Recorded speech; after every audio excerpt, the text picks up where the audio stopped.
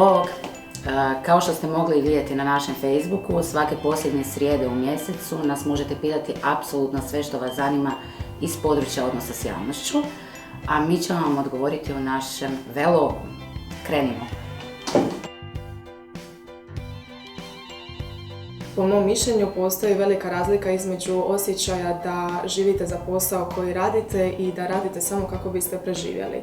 Stoga ukoliko živite za posao koji radite kao što živimo mi u agenciji IMC od 0 do 24, ne postoji nešto što biste mogli kategorizirati kao najgori dio rada. Poteškoće poput rokova koji dišu za vratom, događanja koje se mijenjaju iz minute u minutu, balansiranja između želja klijenata i realnih mogućnosti, za nas predstavljaju izazove koje uspješno premošćujemo timskim radom.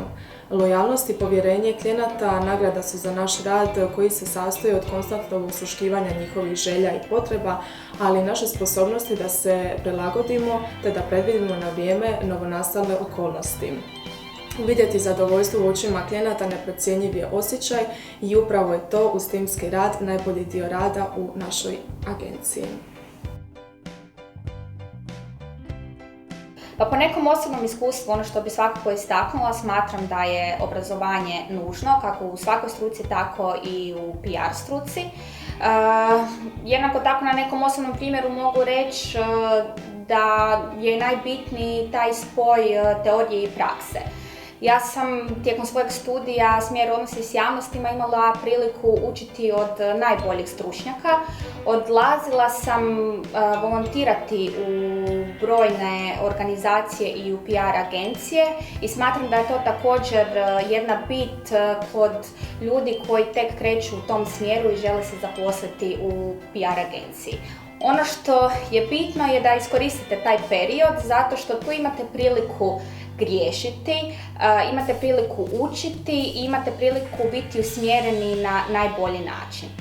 Upravo evo, ja sam ovdje u PR agenciji već 2 godine i ono što zaista mogu reći najbitnija je upornost, volja i eto, taj spoj teorije i prakse, ono što ste naučili tijekom studija ukomponirati i kad ste negdje na praksi.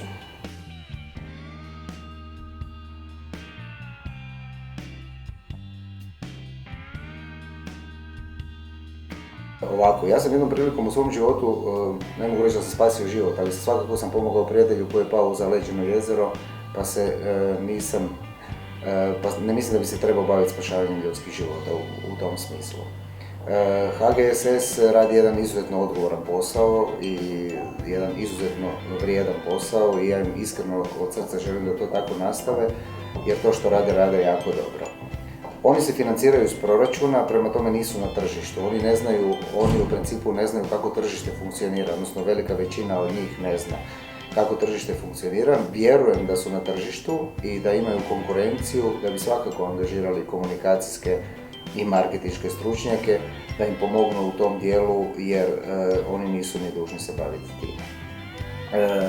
Znači, ja mogu samo staviti primjer najvećih svjetskih brendova i kompanija poput Apple-a i Coca-Cola koji sigurno imaju ljude unutar korporacije koji znaju raditi, međutim i jedna i druga kompanija koje sam naveo plaćaju najbolje i najpoznatije svjetske agencije da taj dio radi za njih, jer smatram da svako treba raditi ono za što je specijaliziran, pa tako i HGSS za spašavanje ljudskih života. Evo ga, to su bili odgovori na neke od vaših pitanja, a vi nam slobodno i dalje šaljite sve što vas zanima iz područja odnosa s javnošću, a mi ćemo vam odgovarati u našim sljedećim vlogovima. Pozdrav!